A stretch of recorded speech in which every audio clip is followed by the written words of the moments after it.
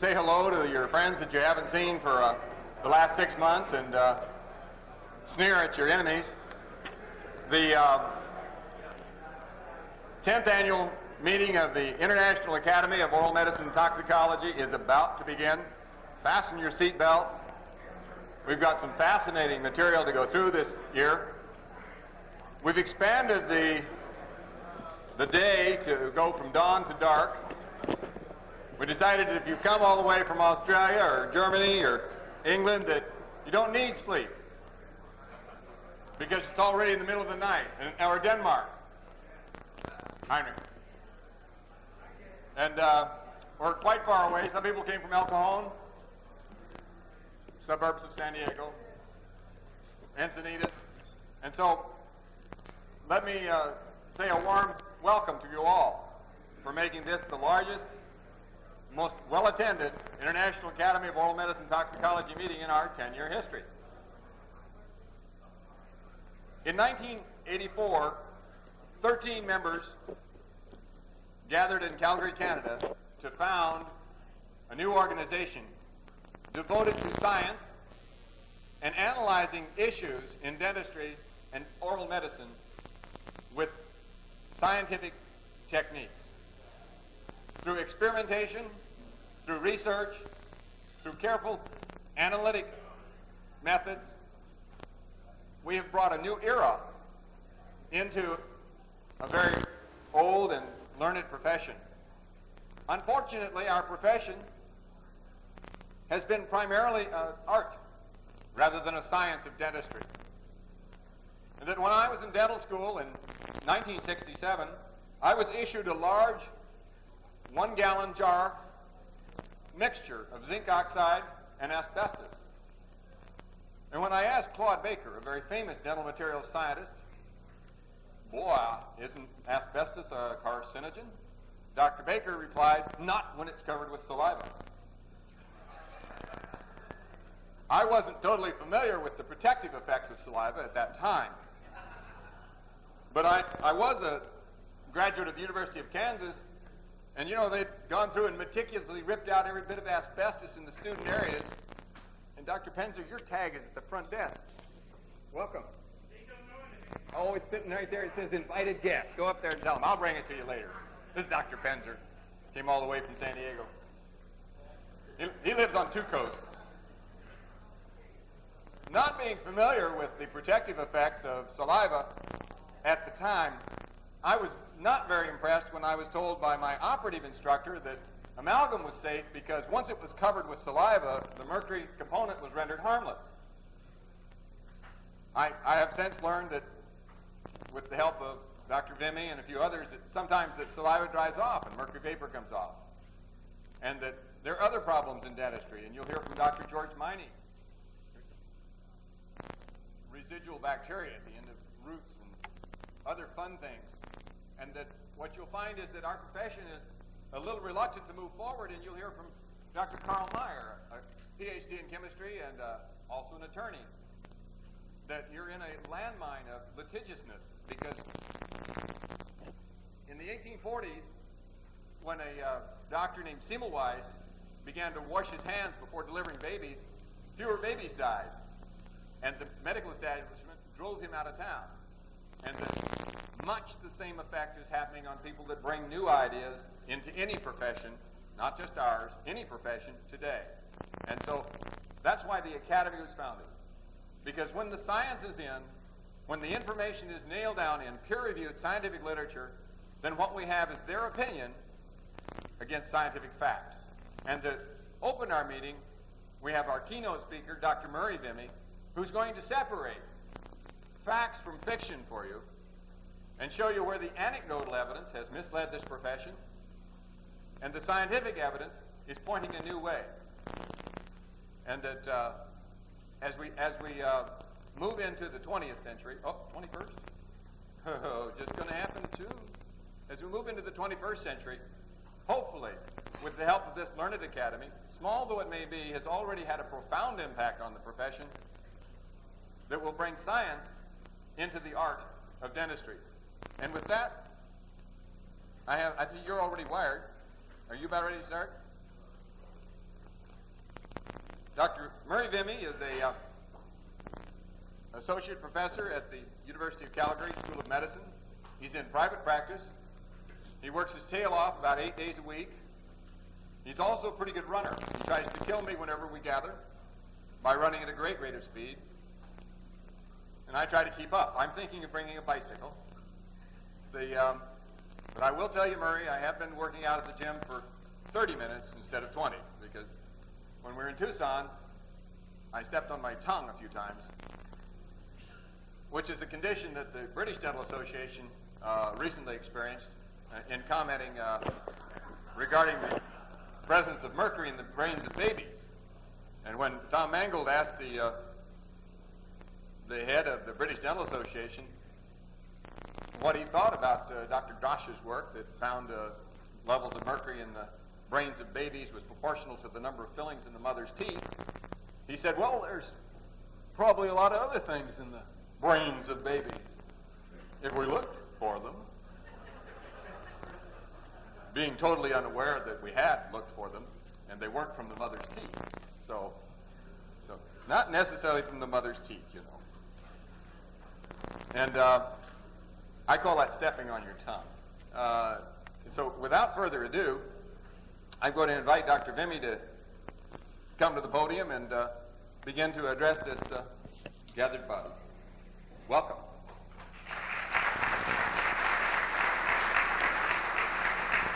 Wayne, do I have to stick that on?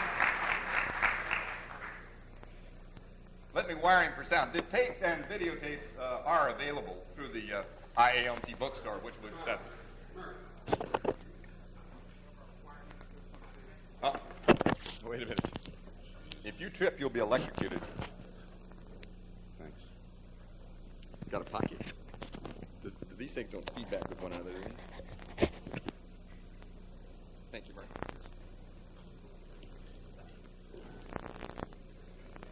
Wayne, you're going to have to simplify the wiring system. Well, good morning, everybody, and welcome to the meeting. In a moment, if I can get these wires tucked in my pocket, we'll get started. Can we have the projector turned on, please?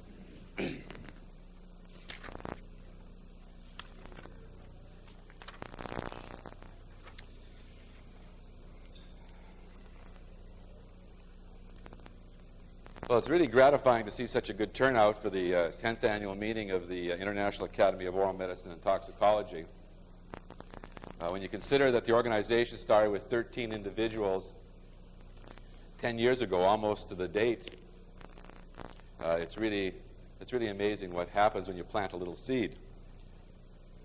What I'm going to try to do for you very quickly in an hour and 15 minutes, and it really isn't a lot of time, but that's what I've been allotted, is to go over the research evidence from about 1981, 82 until the present time to try and indicate what we thought versus what we know.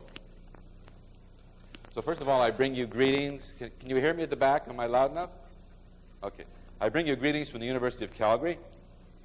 This is a picture of our campus. The University of Calgary is very much like Denver, Colorado. You can see in the background the Canadian Rocky Mountains, which are about 70 miles away from Calgary. Calgary is a wonderful spot. As you know, the 1988 Winter Olympics were in Calgary. So we recommend you all come up and visit us. Your American dollar goes a long way. Now that I've done my bit for Canadian commerce, we can sort of go on to the science. Now, one of the things that happens to me when I give these lectures is I sometimes get post-nasal drip from the air conditioning. So if someone can find the air conditioning lever and turn it off for a while, I'd appreciate it. Dental amalgam is commonly called silver fillings, and it's been used for approximately 180 years. Actually, if you go back in history, you will find that in the Ming Dynasty, in around 2 BC, 3 BC, the Chinese used a dental material which had mercury in it, but it only had about 1 or 2% mercury as compared to the modern dental amalgam.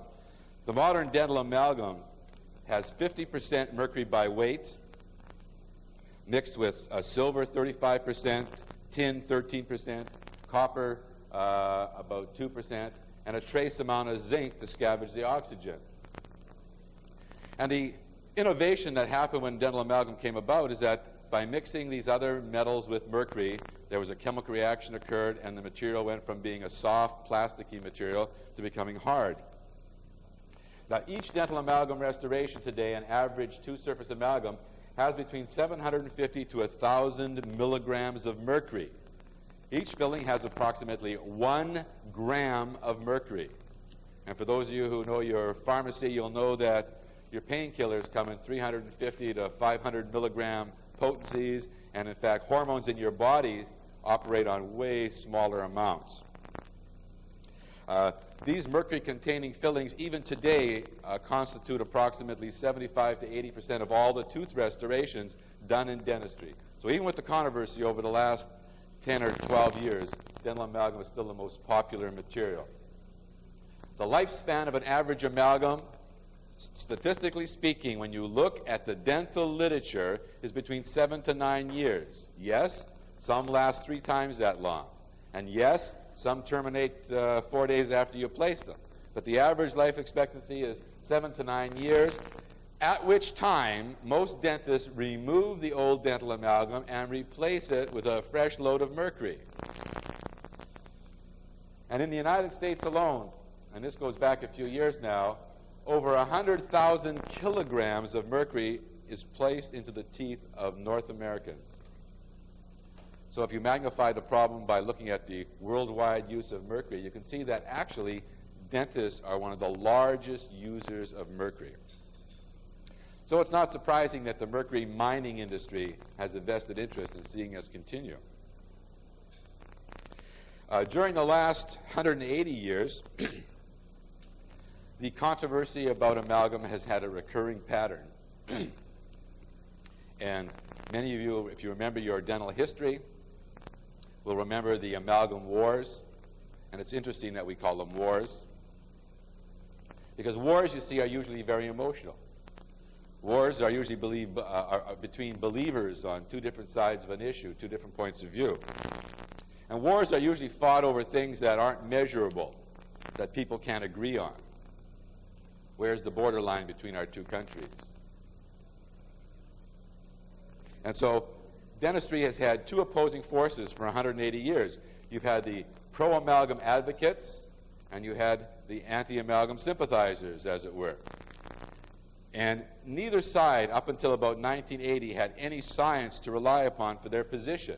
Their position in both cases was based upon anecdotal information, anecdotal evidence. The pro-amalgam advocates would advocate, we've used it, it works, it hardens, we save teeth, it's good, we make money, it's easy to use. The anti-amalgam sympathizers would say, but when we take them out, people get better. I see people feeling better. People have more energy. I feel better when I don't use it in my practice. My shakes have gone away. And so nobody measured anything. They just merely had an opinion. So it's critical to realize that both points of view were based upon anecdotal evidence. And what is happening is we are right now enmeshed in the third amalgam war.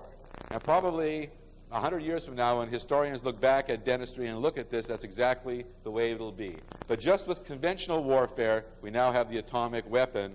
World War III would be the end. I believe that with the amalgam war, we now have science, and it should be the end too. It's also important to know and to understand that the amalgam issue is not solely a dental issue. Dentistry has neither the infrastructure nor the expertise to adjudicate this issue. And the problems of mercury exposure are not dental problems. They are medical problems. That's not to say that dentistry doesn't do good research in certain areas. That's not to say that we aren't well trained and use a lot of high-tech equipment. It's to say that when it comes to blood diseases, kidney diseases, diseases of the brain, those are not our areas of expertise. So it is fortuitous, I believe, that we now have medicine allying itself in the research regarding the safety of dental amalgam. And indeed, most of the cutting-edge research is being published not in dental journals, where there's a lot of resistance to the facts, but in medical journals. Now, I don't know how many dental schools there are in the United States. You have 50 states, and let's say there's 3 dental schools or 2 dental schools average out for each state, and I think that might be high.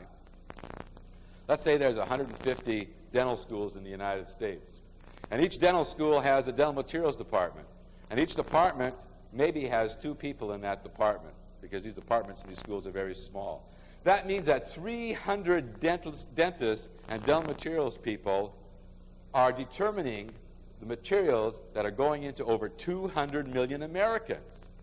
These dental professors not only work for the university, government institutions, and some private institutions, they work and get grant money from the dental manufacturing industry to make the materials. They sit on government bodies that help to regulate the materials, and they consult to the American Dental Association. So do not be surprised that change is slow. And I do not fault people. Change is something that occurs very slowly. But since 1984, the 2 contrasting views about dental amalgam and its safety have been scrutinized by the third force, medical research science. And it is to this that I'm going to make the rest of my presentation. Could someone get me a glass of water? Phil, are you back there? All right, we got one here. It's okay. Is that focused all right or no?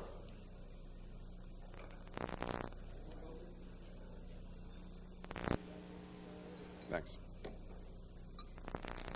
The first question, the first research question to be asked is, does mercury actually release from dental amalgam?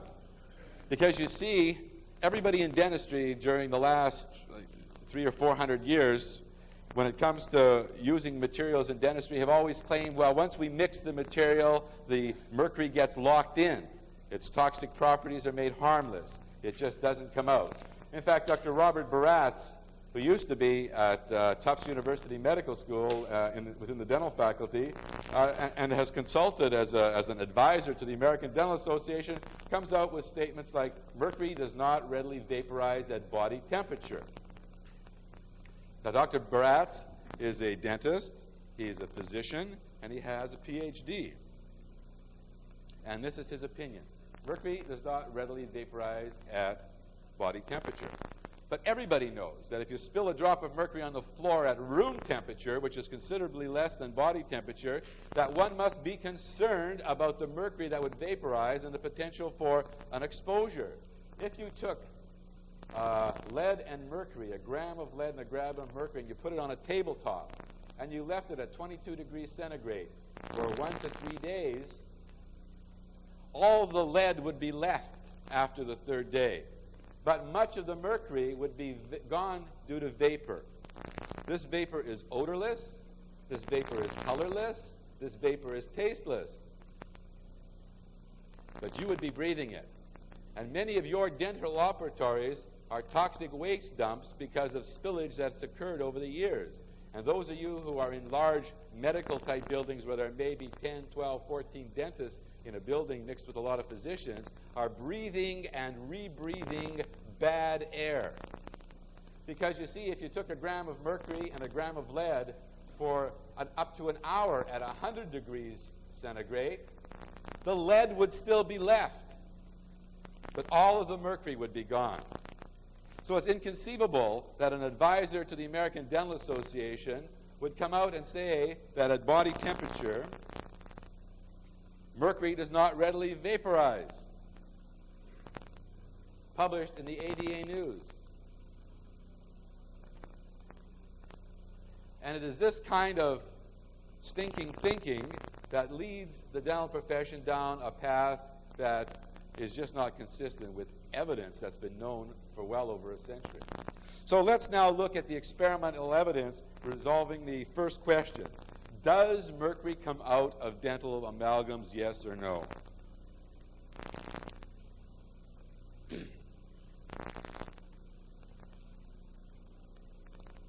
Well, the first critical experiment was done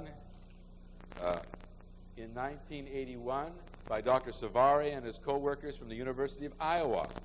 Dr. Savary, as many of you know, is no longer with us. He passed away at a very early age due to a congenital heart disease, but he was probably, in the modern era, probably the main mover within dentistry as an academic to try and resolve this issue.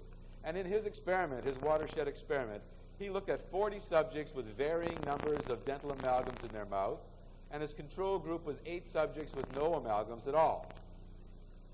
And what he had these subjects do is he had them blow into a bag.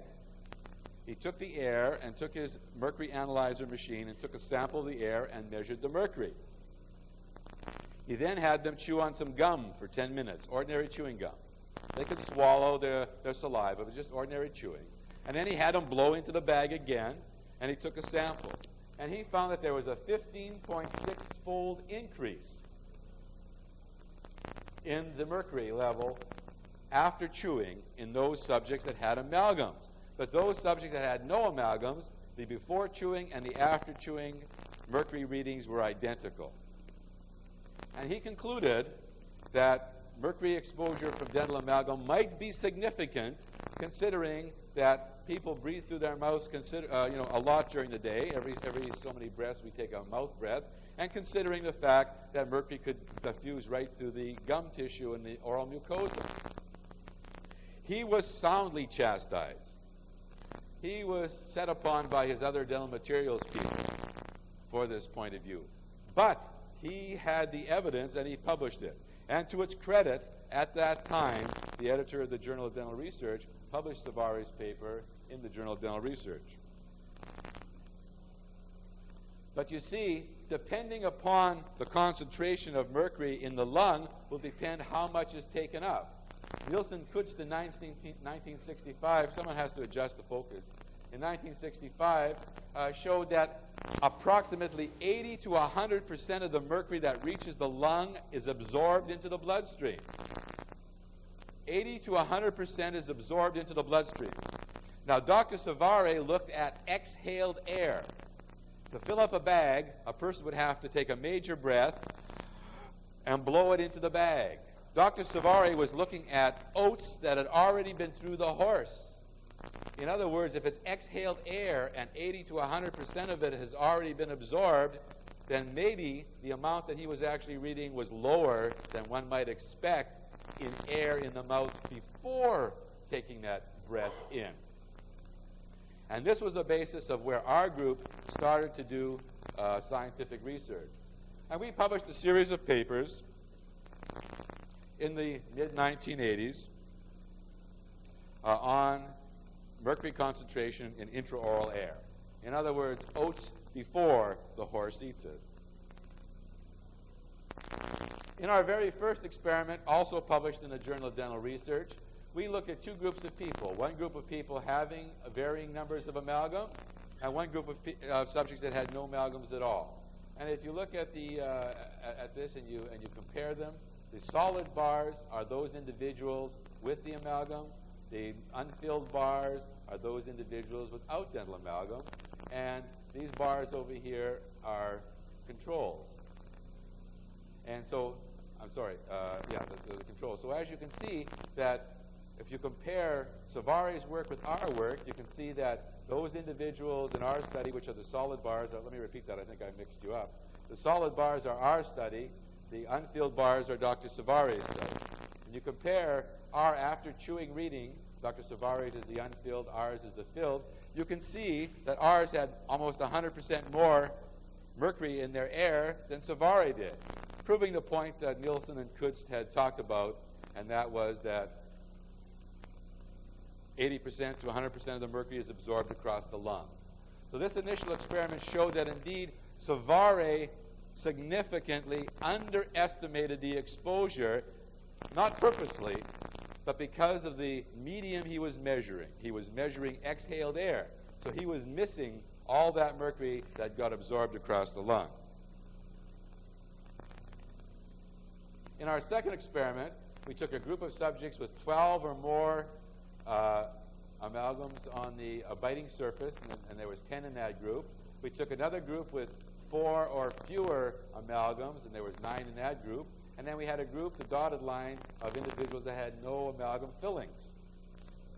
And every 5 minutes, we gave them gum to chew, and we took a reading.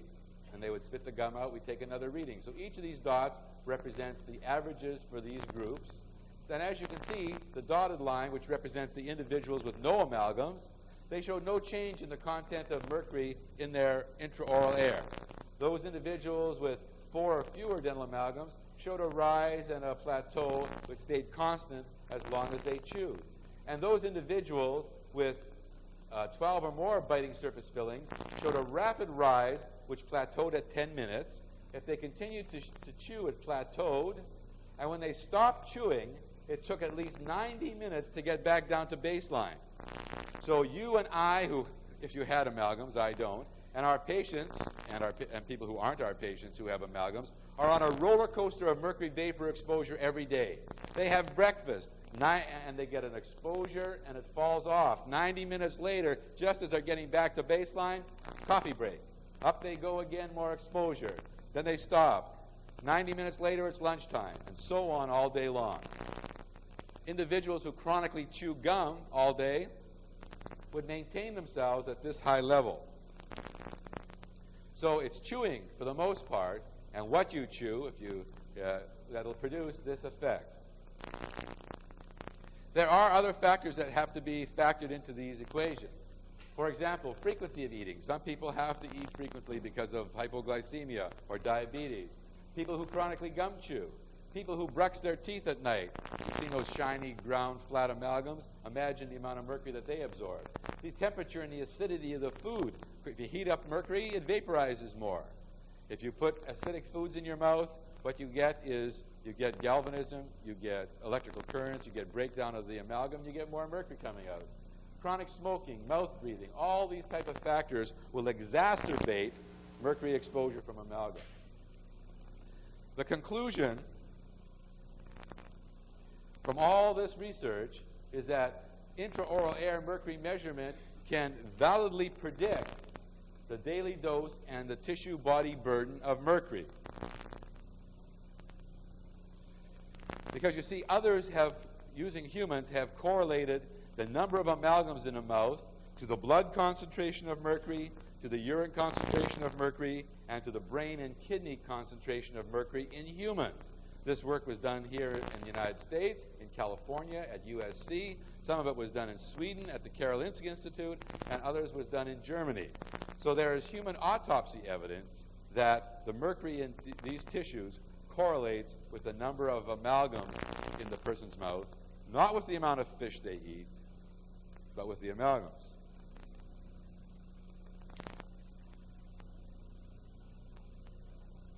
Presently, most amalgam advocates accept that mercury comes out of the filling. So the American Dental Association today accepts that some mercury will come out of the amalgam.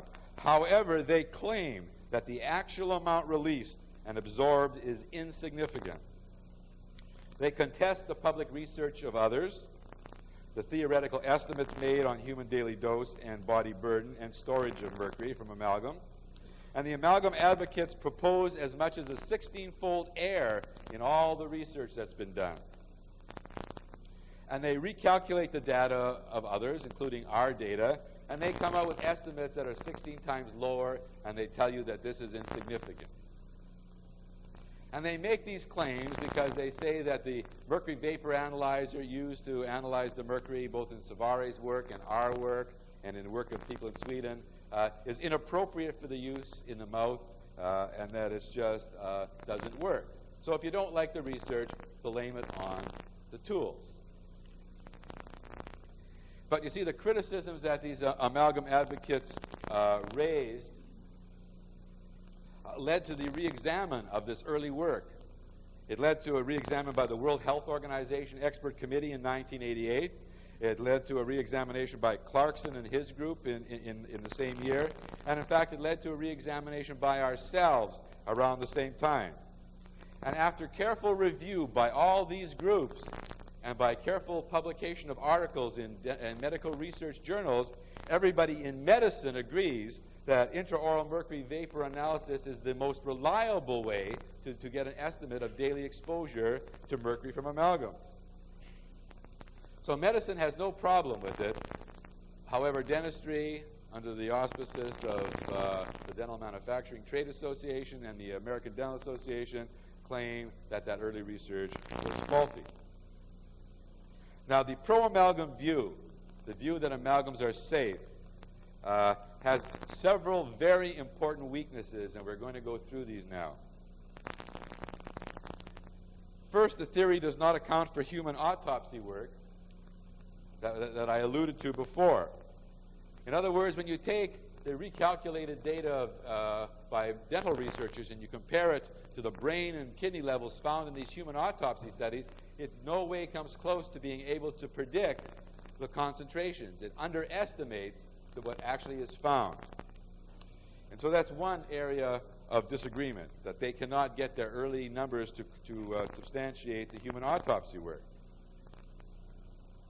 However, when you use the data from our laboratory, when you use the data from Vaporize and from the Swedish laboratories, you find that you can predict within an order of magnitude the mercury found in the brain and in the kidney.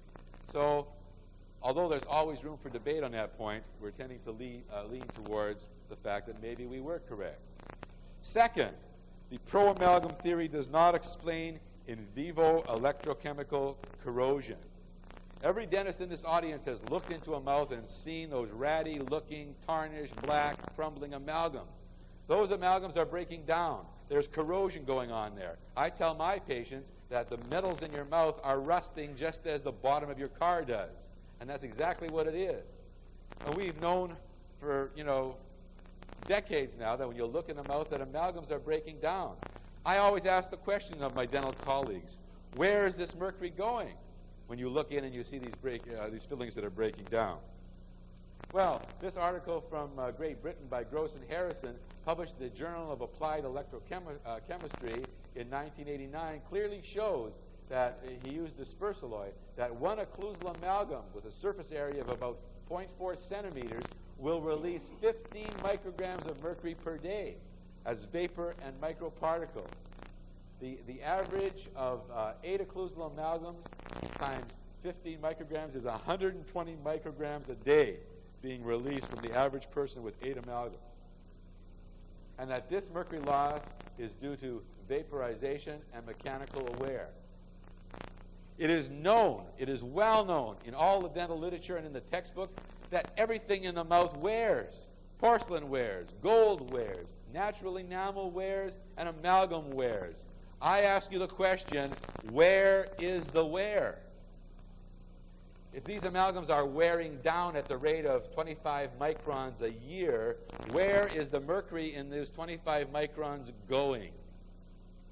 Some dental advocates would have you believe that everything wears off but the mercury, that somehow the mercury stays in the amalgam.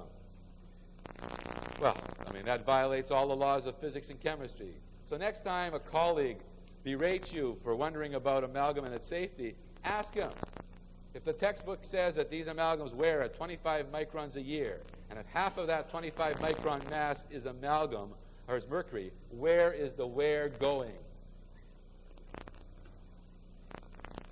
This finding by Gross and Harrison is also consistent with human research evidence published by Skare and Enquist in 1992, where they used human subjects with an average number of fillings, and they found that when they looked at the amount of mercury in their fecal material, that it was approximately 60 micrograms a day was being excreted from those individuals who have varying numbers of amalgams.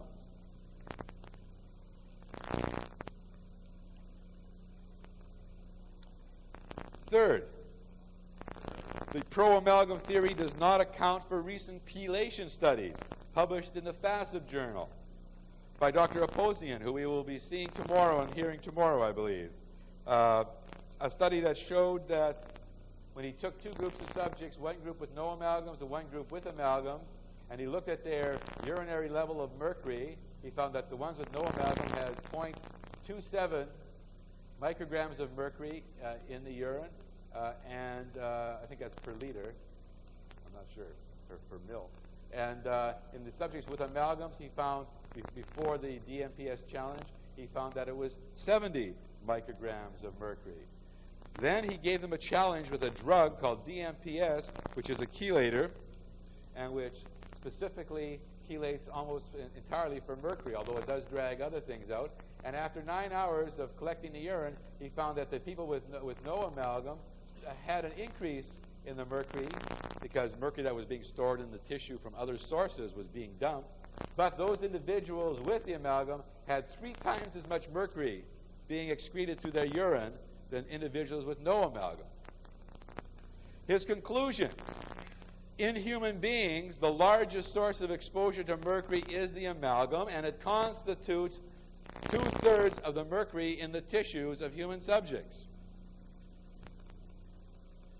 This particular study is eloquent, it's simple, and it brings home the point.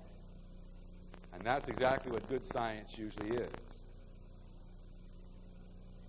But most critical to this whole debate is that the amalgam advocates do not offer any new experimental evidence of their own to support their view that insignificant amounts of mercury come off of amalgams. They have not published one paper where they've experimentally shown that mercury is locked in and its toxic properties are made harmless. They haven't produced one study to show that DMPS doesn't pull out more mercury, considerably more mercury, in individuals with amalgams than in those without amalgams. So today there is international scientific agreement within medicine that the mercury released from amalgam constitutes the largest source of non-occupational mercury exposure in the general population. Amalgam mercury exposure is greater than all other environmental sources combined. The average subject with A-occlusal amalgam restoration absorbs a pharmacologic dose of approximately 10 micrograms of mercury a day. But selected individuals could have mercury vapor doses that exceed 100 micrograms of mercury a day. And this mercury release has been reviewed in many other places. Now, this graph comes out of the World Health Organization Expert Committee, which met and published its paper in 1991. And as you can see, here is the source of exposure, and here is the concentration that's actually absorbed. And if you look very carefully, you will see that if you add up the amount of exposure from the average person eating fish, from all other foods, from water, and from air, a person would absorb on a daily basis about 2.6 micrograms of mercury. But on average, from its fillings alone, one would absorb between 3 to 17 micrograms of mercury just from the amalgams. And this is just for the average person with 8 small occlusal fillings. What about those unaverage people who have those mercury monuments in their mouth and who grind their teeth all night and chew gum all day and eat lots of potato chips with salt and eat pickles? They're going to have much higher levels of exposure, aren't they? So in medicine, from the World Health Organization, from medical researchers, they do not see any problem with this as a major potential problem for humans. So much for the first question. Mercury does come out of dental amalgams. There isn't one amalgam that I've seen that mercury does not come out of. And this brings up the second experimental question. If we know that mercury comes out, does it go anywhere? You see, in science, we have to do things in an orderly fashion. You can't jump from, here's an exposure, let's look for pathology. You've got to start from, here's an exposure, is it going anywhere? So this raised the second experimental question. What is the metabolic fate of this amalgam mercury? If it comes off, where does it go? Where's the where? The amalgam advocates rely upon a Swedish doctoral thesis published by Frickholm in 1957, which employed dog and monkeys. Since dogs do not chew or grind their food, and since restorations in monkey teeth were primarily on the buccal surfaces, you can't really draw much conclusion from the Frickholm study. It really ended up being a non-study. Recently, Frickholm's type of experiment has been replicated, but with a little bit more care. And prospective animal studies have been done from our laboratory. And our first study, which many of you have heard about, had to do with sheep. I'm the world's most famous sheep dentist. Maybe that's all I'm good for, I don't know. In our initial sheep study, we selected sheep as a model because sheep have molar chewing mechanics. They are chewing machines, as you well know. They chew for long periods of time. That's good. Dogs don't chew. Dogs wolf their food down. Sheep chew and rechew and regurgitate and chew it again. Similar intraoral air mercury levels were found in the sheep as compared to humans when we placed the fillings.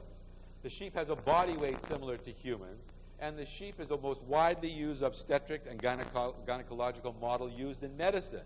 We have a large infant research area at our institution, and we have experts who know how to work with sheep. So we picked sheep for exactly the reasons outlined. It is an exacerbated model. It's your worst case scenario. If it don't happen in sheep, don't worry about humans, correct? Do you follow the thinking?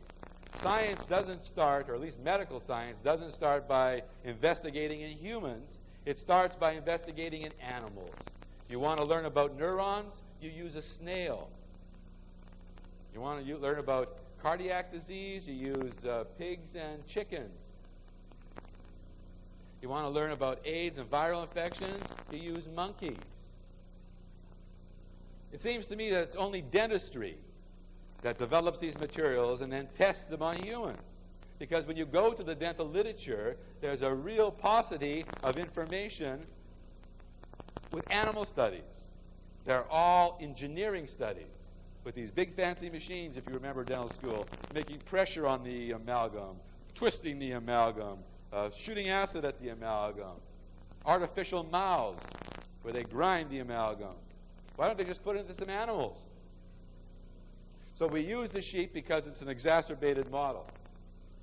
Our first experiment looked at the uptake, excretion, and distribution in pregnant and fetal sheep. This was published in the American Journal of Physiology in 1990 and was one of the articles that helped get 60 Minutes interested in looking at this issue. And here I am in the vivarium at our medical school. Here's old Betsy under general anesthetic with her throat packed. Here I am with my two assistants placing amalgams into a sheep. Now, as an aside, you guys don't want to do this. There's boogers down there like you wouldn't believe. All right? This is not pleasant work, and the results were pleasant, but the actual research really is a lot of fun indeed. And here you can see the inside of the sheep's mouth. You can see the little papillae that actually are quite large so that the sheep can move the bullets around. And you can see the teeth, which are broad and flat. You can see an amalgam right in the middle of that tooth. And what we found is that we took a little bit of radioactivity in the mercury. So 10% of the mercury in our amalgams had a little radioactive tag on it. Now, radioactive mercury does not occur in nature. Radioactive mercury has to be made in a nuclear reactor. Everybody got that? So if you find radioactivity someplace and it's radioactive mercury, it's man-made. So 10% of the mercury we used was man-made radioactively induced mercury. Radioactive mercury behaves identically biologically to non-radioactive mercury.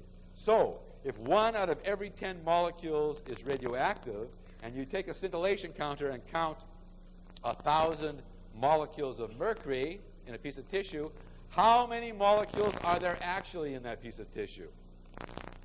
1,000,000. 10 times as much, right?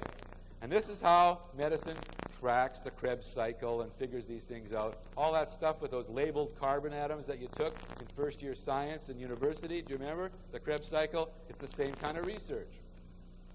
So we found, this is days after amalgam placement. So day 0 is the beginning of the experiment. And this is the concentration of mercury in nanograms mercury per gram of fluid. And we found that in the fetal blood, there's immediately a rapid rise followed by a plateau. of the mercury. These are fetuses right in the mother's womb. In other words, we put these amalgams in pregnant sheep. Everybody got it? So this mercury is going from the teeth to the fetus. It's in the fetus blood almost instantaneously within the first 2 days. The maternal blood shows the same effect, but at a lower level. Notice this. The fetus is at more risk than the mother, which is well known from Minamata. And the amniotic fluid, the fluid that encases and surrounds the fetus and protects it, it too has mercury in it almost instantaneously within 2 days after placement. If you look at the excretion of mercury from the mother, from the pregnant mother, and you look after days after placement, if you look at the urine, you see a rapid rise followed by a plateau. So as long as she's in there chewing on those amalgams, there's mercury coming out her urine. And the same thing is true to a much larger extent in the feces. And indeed, the fecal route is considered the largest route of exposure of mercury in mammals because it comes out through the bile. One of the excretory routes, the main excretory route, is bile. Second one would be urine, and third would be sweat.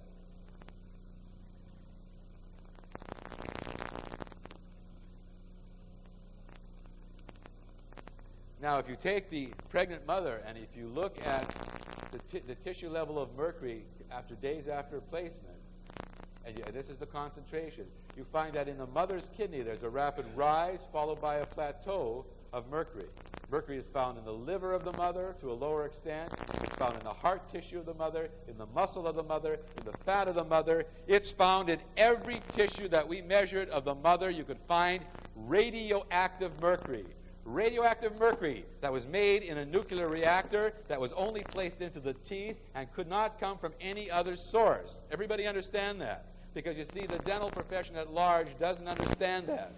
They do not understand that. When you look at the fetus days after placement and look at the concentration, you see that in the fetus there's mercury found in the kidney, radioactive mercury. There's mercury found in the liver. In fact, the liver is higher than the kidney in the fetus, whereas in the mother it was the other way around. You find it in the lung, in the heart, in muscle, in fat. Indeed, in every tissue of the fetus that we examined, we found radioactive mercury. Mercury that came from a reactor that was placed there by the dentist that does not occur in nature. So, pregnant sheep are at least at risk. So, you know, there was all this coming up about sheep, and we'll get into that maybe later if I have time. I'm getting a little slow here. But we published another paper, and we published this one in the FASIB journal. Because, you see, dentists are like our surgeons. We are tooth surgeons. We are hard tissue surgeons. That's basically what we do. We're surgical stuff. And we seem to have an affinity to only understand what we can see. Now, that's not good or bad. That's just the way we are and the way we're trained. But an internist, on the other hand, he walks in with a sheet of paper, he looks at a bunch of numbers, and he tells you if you're going to live or die. He abstracts from data, from numbers, and makes a clinical judgment. We have to see the caries on the x-ray. We have to see the open contact and the broken filling. We have to see the blood coming out of that periodontal pocket, don't we? We have to touch those lymph glands. We have to check the lateral borders of the tongue and look at it. We don't look at numbers and make decisions. So we decided we should try and be helpful to the dentist and see if we could produce a picture for them to actually show them that you could see the mercury that came from the fillings. And so we examined an adult sheep and one sheep that was not pregnant that we placed dental amalgams into. And I'm just going to try and catch up on my notes here.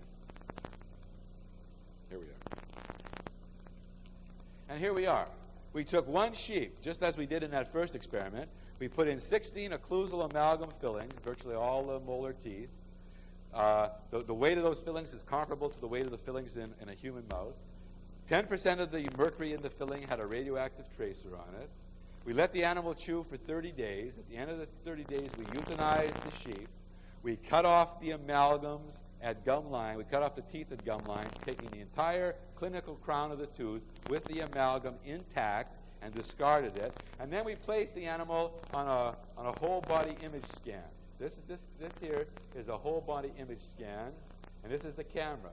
When you get cancer, and God forbid anybody gets it, and they want to find out where it is and if it's metastasized, they inject you with some radioactive material made from the same nuclear reactor, and then they take a whole body image scan of your body to see where the radioactivity goes. Because, as you know, cancer cells have a higher metabolic rate than non-cancer cells, and therefore they're going to use substrate more rapidly, and you're going to see where the radioactivity goes.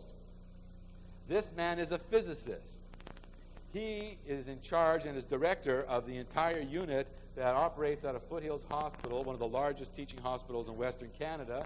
And this work cannot be done without a physicist. This work cannot be done without a whole body image scan. Dental schools don't have physicists. Dental schools don't have whole body image scans. That's why I said in my opening remarks that we need medicine to adjudicate the issue, because we do not have the infrastructure and we do not have the expertise. And here's our picture, the now famous picture of the sheep. And you can see here, the dark area outside the sheet is a cobalt 57 screen. In other words, in order to see the silhouette of the animal, you put a screen down that has a different radioactivity level than the mercury to outline the sheep's body. Now, Dr. Barrett's the physician, dentist, PhD, he didn't understand that. He said, he said to me, look, there's more mercury outside the sheep than in the sheep.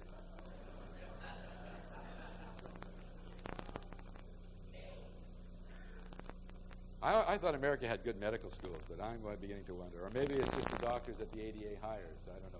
Anyways, here's an aside. As you can see, this is the mucosal tissue and the actual jawbone of the sheep. Remember, the amalgams are gone now. This black is radioactive mercury.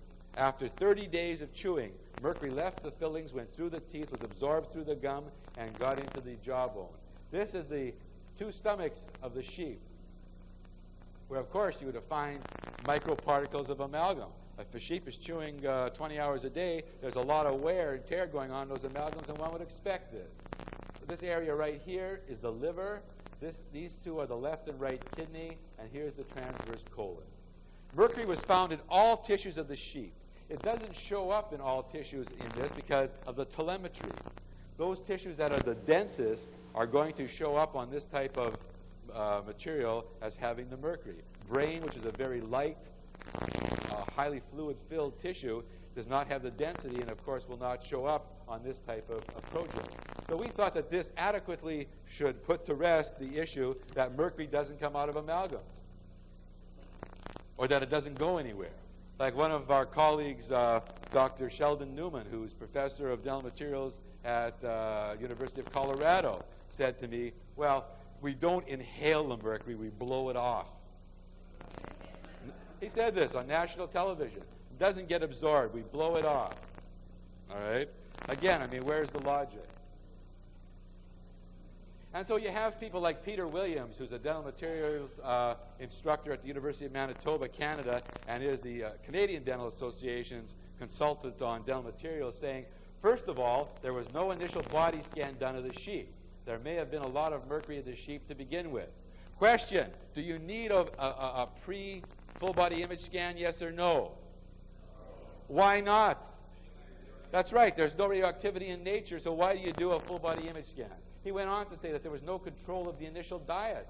Was the sheep's diet high in mercury prior to the study? Does it matter? We could have fed the animal mercury. Would it have mattered? We weren't looking for pathology, but we were looking for radioactive mercury. He went on to say that sheep are ruminant, and the wear rate of their teeth is probably 30 times the rate of human teeth. Probably. Well, that's nice, but yeah, he's right about that. Does that mean we shouldn't use the sheep? That's exactly why we use the sheep, because that's the exacerbated model. If it doesn't show up in sheep, then don't worry about the human, correct? And finally, he said, when you take all these factors into consideration, it would appear that the sheep study is flawed. Published in the Journal of the Canadian Dental Association in 1991. And that's the same kind of bad thinking that's prevalent in our profession today. Dr. Williams was my instructor. I graduated from the University of Manitoba. He's a fine man. And the work that he does do is excellent. But he's a dental engineer with a dental degree. He's trained under the classical Skinnerian approach, Skinner and Phillips. They too weren't dentists or biologists, but they were materials engineers. And they have made major contributions, the Dell Materials people, to our profession, and I applaud them. But they know diddly squat about biology.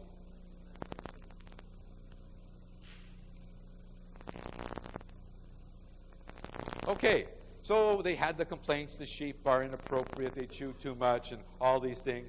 So we said, all right, you guys, I mean, you're forcing us to do this, we'll do it, you know, let's do another study. Let's do the same thing and let's use a monkey, okay?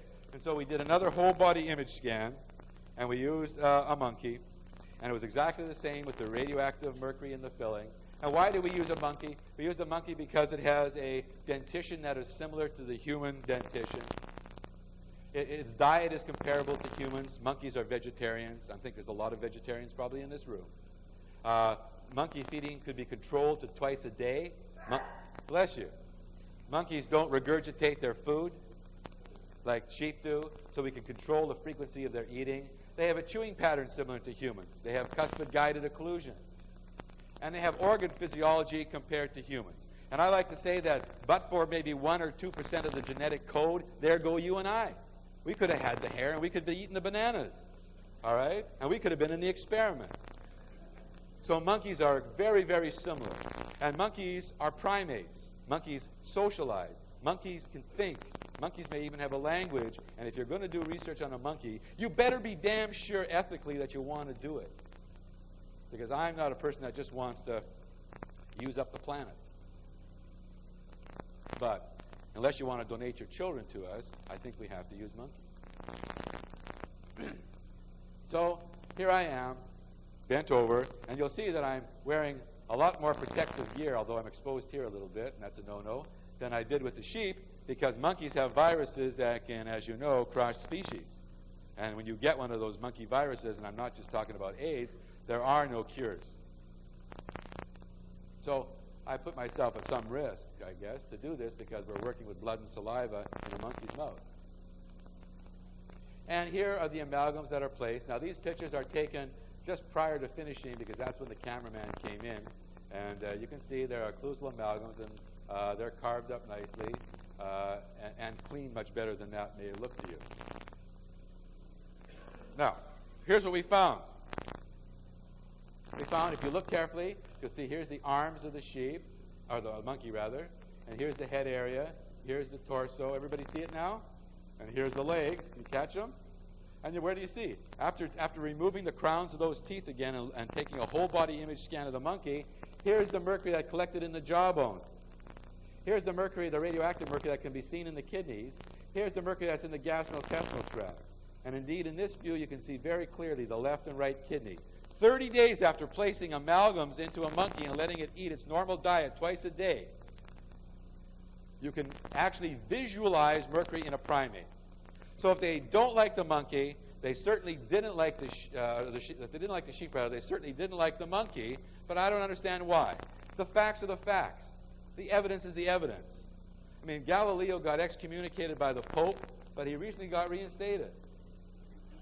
I don't want to wait that long.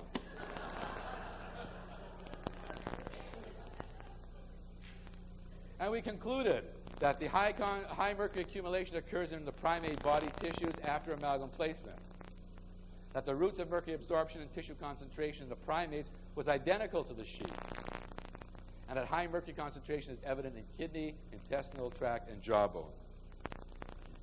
What's true for the sheep was true for the monkey, and if it's true for those two, ladies and gentlemen, it's true for us because the autopsy data showed exactly that. The human autopsy data done even before the animal research showed the correlation between mercury from the amalgams and those tissues.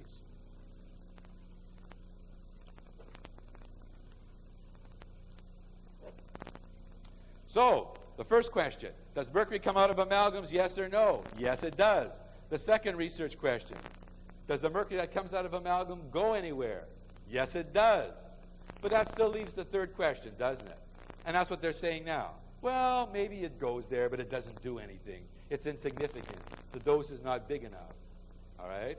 And we showed that the vapor machine is not a good tool, and we showed that the sheep is not a good model. So what do these guys really know anyways? After all, this is a dental issue. This shouldn't be handled by medical schools. This shouldn't be handled by biologists. No, no. This should be handled by engineers, okay? And that's what you have happening. What you have happening is you're having the opinion of organized dentistry worldwide being severely challenged by scientific data. Now, in science, the data stands until someone does an experiment